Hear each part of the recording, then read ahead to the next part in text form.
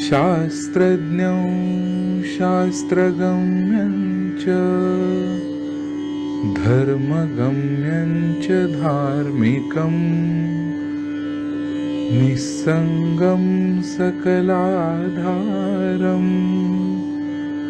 भक्तं स्वात्मरतं तथा वाग्मिनौ शान्तमूर्तिं च भक्तदुःखप्रणाशनम् योगिनं माधवानन्दं सोऽहं रूपं नमाम्यहम्।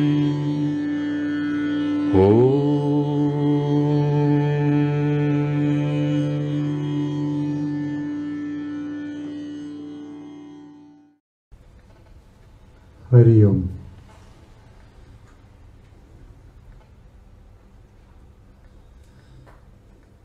थोडेसे श्लोक आहेत भगवद्गीतेमध्ये की जे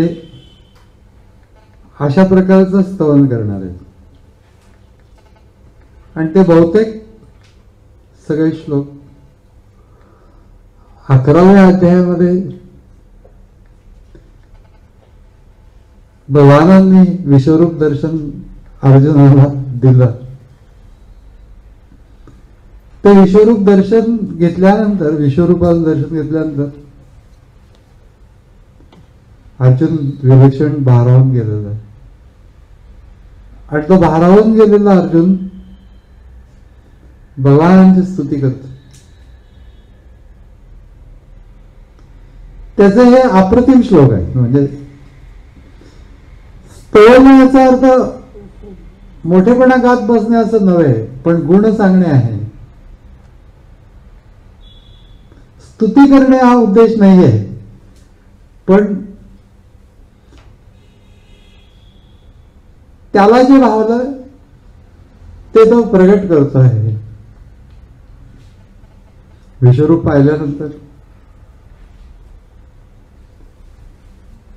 आपोआपच अंतःकरणामध्ये अर्जुनाच्या विलक्षण आदर निर्माण झाला।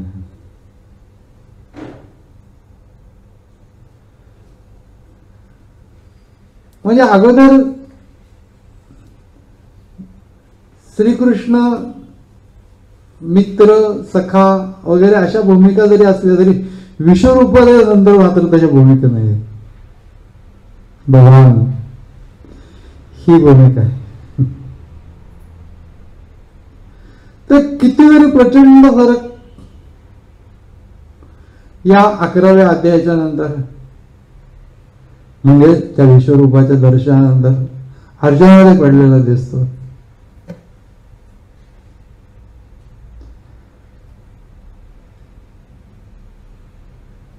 त्याच्यामध्ये ते विश्वरूप पाहिल्यानंतर अर्जुनासारखा वीर भयभीत होतो।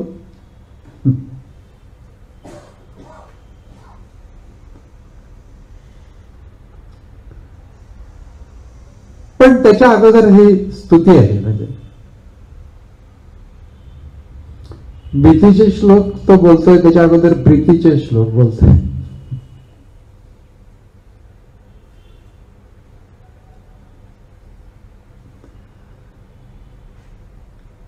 तत्वस्वरूपाचंच वर्णन आहे। तोमादिदेव पुरुष पुराण तमस्य विश्वस्य परम निदानम। विश्वाचं अंतिम गंतव्यस्थान निदानम याचा अर्थ ठेवा असा पण अर्थ आहे।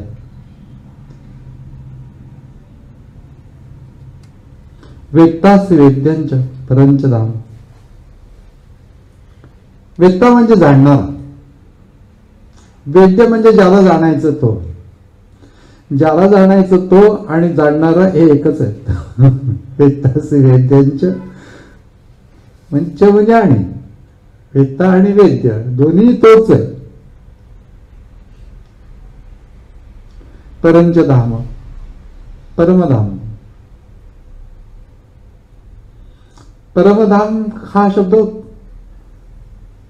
म्हणजे अगदी शेवटचं प्राप्त करून घेण्याचं स्थान, परमधाम, अंतिम स्थिती.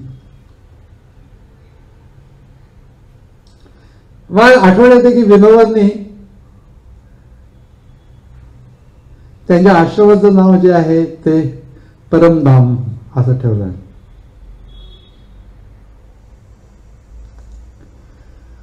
पण त्याच्यात अजून एक मजा आहे. म्हणजे विनोबा हे विलक्षण बुद्धिमान काव्यहृदय असे होते. तर तिथून ती धाम नदी वाहते आणि त्या धाम नदीच्या पलीकडे तो आश्रम आहे, म्हणून परम धाम, धाम नदीच्या पलीकडे असं पण त्याचा एक अर्थ होता. आणि दुसरा अर्थ परमधाम. असा अद्वितीय लोक होऊन गेले आपल्याकडे. तुम्ही जर विनोबांची प्रवचने जर पाहिले तर असं वाटेल की काय सोपं आहे ना भगवद्गीता. अवघड करून सांगणं सोपं असतं, पण सोपं करून सांगणं अवघड असतं. तर अतिशय सोपं करून गीतेने उपनिषदांच्या मधलं सगळं सोपं करून आपल्यापर्यंत आणलं. संस्कृतमध्ये असल्यामुळे आपल्याला बऱ्याचशा गोष्टी कळत नाहीत आणि आपलं संस्कृतचं तितकं जुळलेलं नाहीये. ज्ञानेश्वर महाराजांनी केलं. ज्ञानेश्वर महाराजांचं वर्णन तर काय अप्रतिम 11वा अध्यायामधलं. सगळीकडं त्याला ते विश्वरूप दिसतं. उजव्या बाजूला, डाव्या बाजूला, पुढे मागे, खाली, वर वगैरे सगळीकडे दिसतं. तेव्हा भीती वाटते, म्हणून तो डोळे कुठे देतात आतमध्ये ते दिसतं.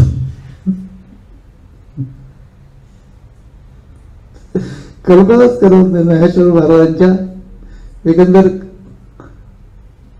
एक्सप्लेनेशन कमालीचं अप्रतिम. 11 अध्याय स्पेशल आहे आणि हे सगळे श्लोक त्याच्यामधले आहेत. खरं तर भगवानांचं वर्णन करत आहे. मग गीतेमध्ये अर्जुन आहे आणि श्रीकृष्ण आहे, हे दोघंही एकाच भगवानांचे रूप आहे. फक्त गीताशास्त्र प्रगट करण्याचे म्हणून 2 रूपांच्या मध्ये अवतरले. पौराणिक आधार आहे माझ्या बोलण्याला. मी भावनेने केवळ बोलत नाहीये. कारण नर आणि नारायण या 2 बंधूंच्या रूपामध्ये भगवानांनी अवतार घेतला होता. नरनारायण.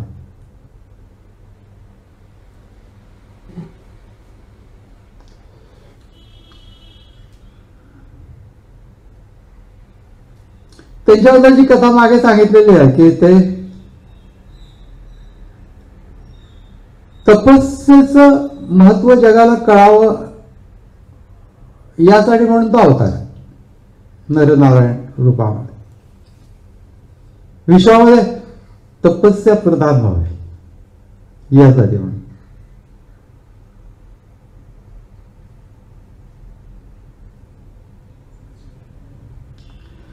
आणि ते इतके पराकोटीचं भगवानाचेच अवतार ते. त्या लहानपणीच ते तपश्चर्येला निघून गेले.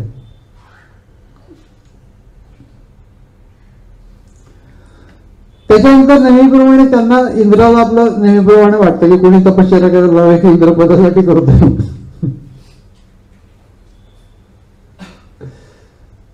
पण इंद्राने आपलं नेहमीच सगळं साज पाठवलं तिकडे. ते सगळे अप्सरा अमुक तमुक. आणि हे ध्यानामध्ये होते. त्यांनी मग ते वाद्यविद्य वाजवली वगैरे या सगळ्या याच्यावरनं ते ध्यान उतरलं त्यांचं. आणि मग ते त्या ध्यानातनं ते नेहमीच्या अवस्थेमध्ये बघायला रागवलेले मुळेच नव्हते. हे फार परिघोडची गोष्ट आहे. ध्यानाच्या मधनं जरा काहीतरी डिस्टर्ब झालं तर माणसं रागवतात. पहिल्यांदा ध्यानाला बसत नाहीत जरा काही झालं तर त्याला ते चालत नाही. असं गजानन महाराजांच्या गजानन विजयमध्ये तुम्हाला बघायला मिळेल की 2 दिवस महाराज समाधीमध्ये होते आणि त्याच्यानंतर त्यांना ह्या लोकांनी वाजत गाजत गावामध्ये ठेवलं, स्नान घातलं, तरी त्यांची समाधी उतरली. आणि ज्यावेळेला उतरली त्यावेळेला लोक निराळे वाद्य वाजवत होते आणि त्या सगळ्या गोष्टींच्या मध्ये महाराज अजिबात रागवले नाही. हे फार अशक्यप्राय गोष्ट आहे. इतक्या गाढ समाधीमध्ये असलेल्या माणसाला अशा रीतीने हे करणं. तसंच हे नरनारायण ऋषी परमात्म्याचाच अवतार, ते किंचितही रागवले नाही आणि कौतुकाने पाहत होते. मग त्या अप्सरा नृत्य करत होत्या, गात होत्या, सुंदर होत्या, हे सगळं मग ते खूप कौतुक करत होते त्यांचं की तुम्ही किती सुंदर आहात, तुमचे डोळे किती सुंदर आहेत, केस किती सुंदर आहेत, तुमचा आवाज किती सुंदर आहे, किती छान गातात तुम्ही, नृत्य तर अप्रतिम करतात वगैरे, आणि कौतुक करत होते. थोड्या वेळानंतर त्या अप्सरा घाबरल्या आणि त्यांनी इंद्राला सांगितलं की आम्हाला आता इथं भीती वाटते. याचं कारण आतापर्यंत एक तर लोक आमच्यावरती क्रोधित होऊन शाप तरी देतात, असं काही झालं तर, किंवा आमच्या मोहात पडतात. इथं हे आमचं कौतुक करतायत, तोंडभर स्तुती करतायत, असं करून ते किंचित रागवण्याचं नाहीच आहे, परंतु ते मोठ्या कौतुकाने आमच्याकडे बघतात, मोठ्या कौतुकाने आमची स्तुती करत आहेत, पण त्यांच्यावर कामाला लोलिश नाहीये आणि फार आम्हाला त्यामुळे भीती वाटते, कारण की असं अनुभव त्यांना कधी नाही.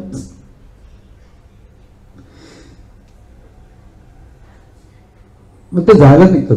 तेव्हा हे म्हणतात की थांबा जरा, आमच्याकडनं तुम्हाला काहीतरी दिलं पाहिजे, म्हणून अप्रतिम अशा प्रकारच्या पक्वानांचं जेवण देतात, सिद्धी, आणि त्याच्यानंतर अनेक सुंदर अप्सरा, तुम्हाला पाहिजे ती घ्या असं ते म्हणतात.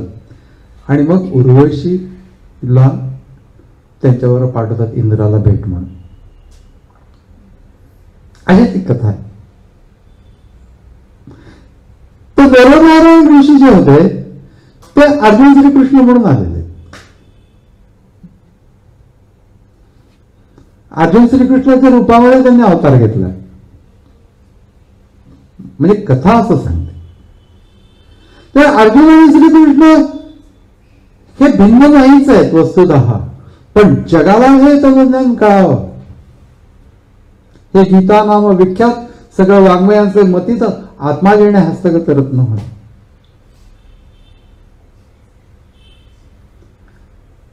सर्व उपनिषदांचे सार, सर्व शास्त्रांचे माहेर, परमहंसे सरोवर सेवी जय जय, भगवद्गीता ज्ञानेश्वर भारत म्हणतो.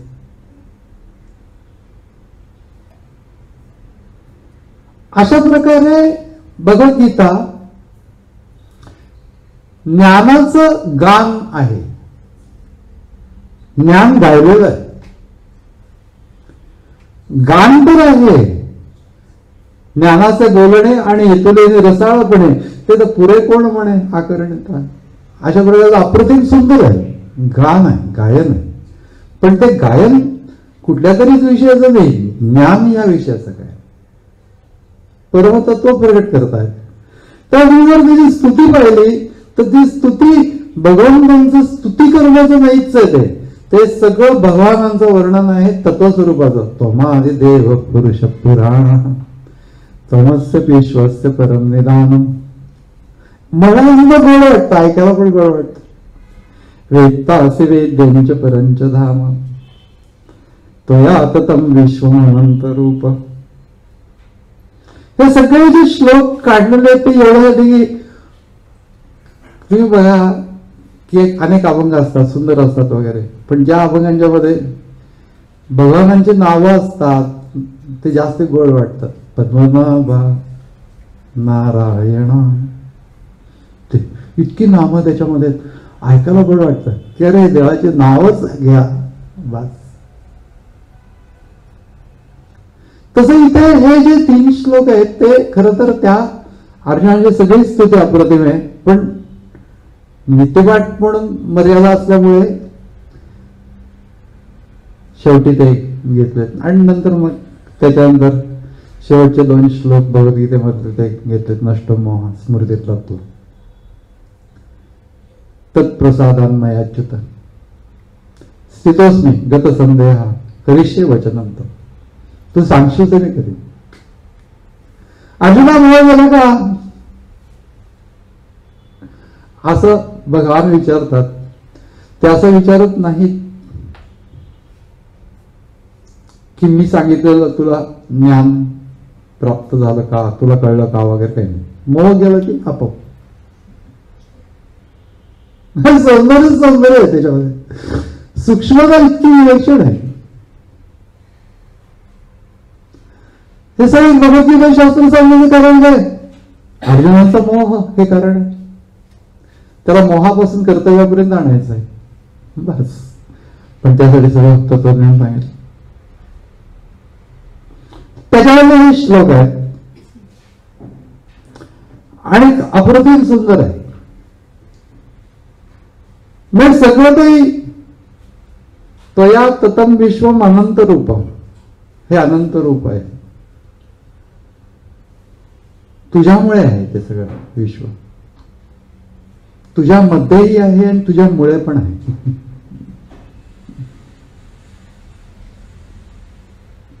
आणि तरी देखील तू त्याच्यापासून वेगळा आहेस.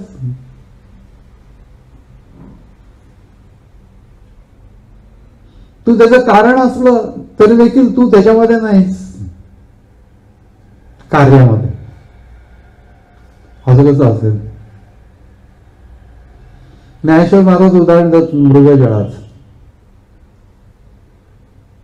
मृगजळ काही सूर्याच्या शिवाय असू शकत नाही. सूर्यप्रकाश नसला तर मृगजळ कसं असणार आहे? सूर्यप्रकाश असाच लागेल.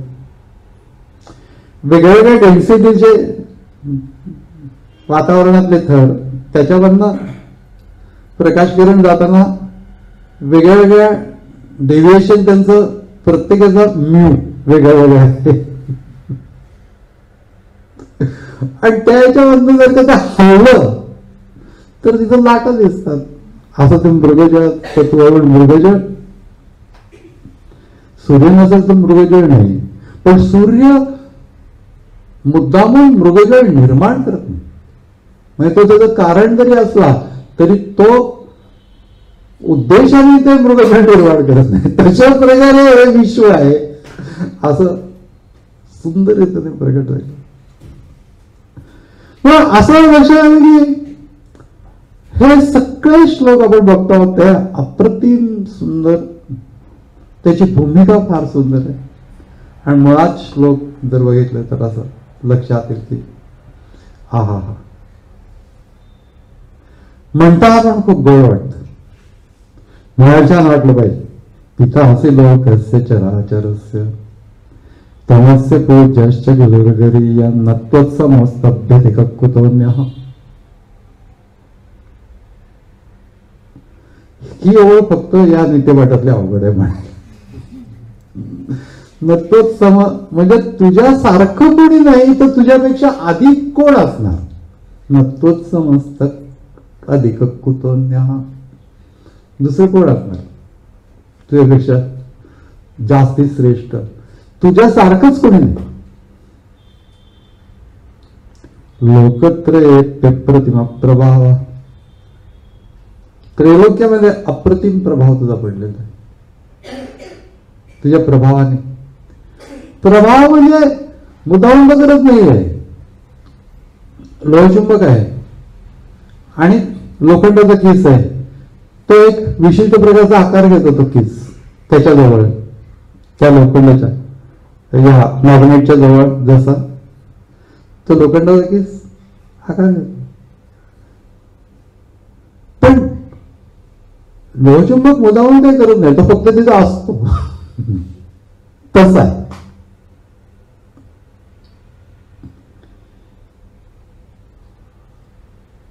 वायुर्यमोग्नीत वरुणस्य शांकः प्रजापती सोमप्रपितामहश्च.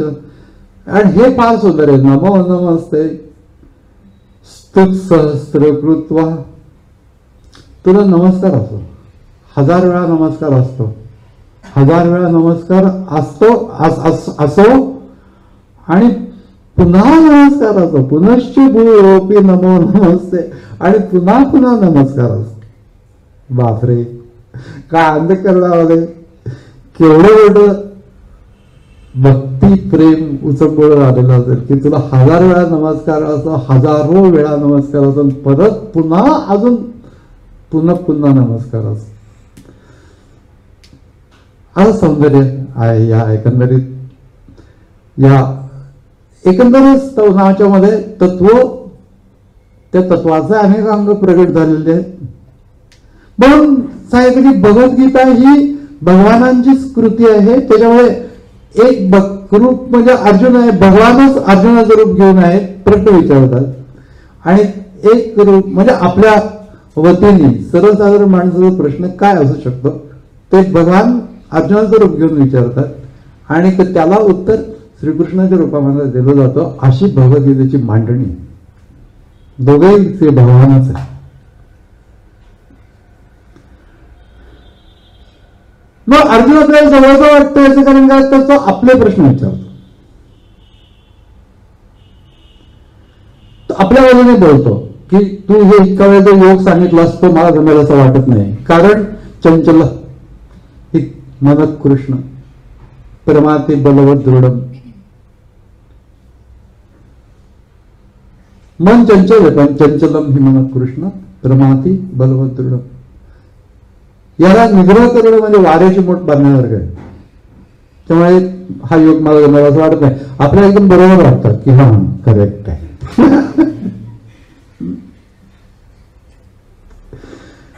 पण भगवान अर्जुनाच्या रूपामध्ये प्रश्न मांडतात, ते आपल्या बाजूने मांडतात आणि भगवान श्रीकृष्ण उत्तर देतात.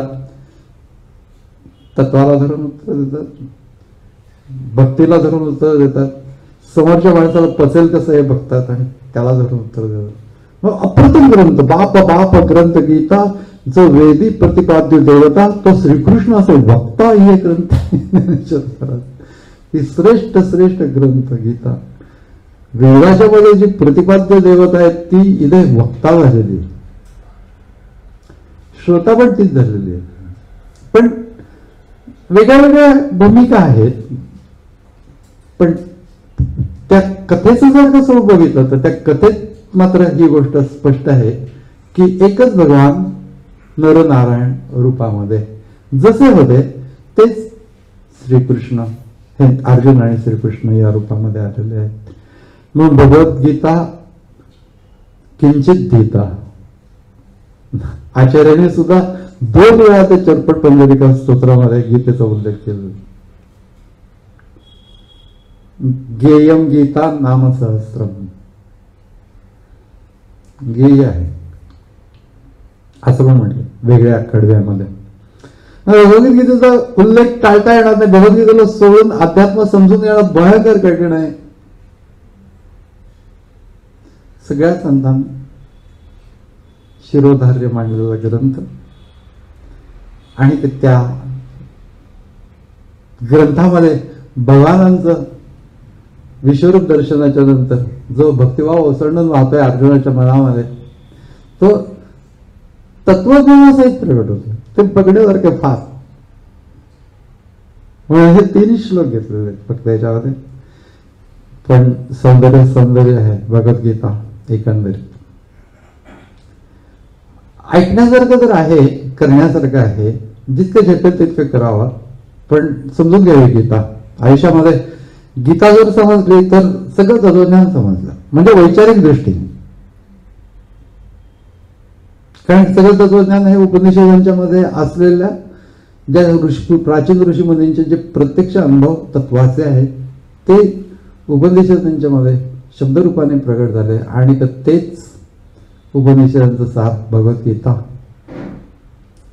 अप्रतिम रीतीने सांगितले गेले. आणि कितीतरी त्या भगवद्गीतेच्या बाबतीमध्ये गोष्टी सांगण्यासारख्या आहेत. पण पुढच्या वेळा बघू. हरिओम.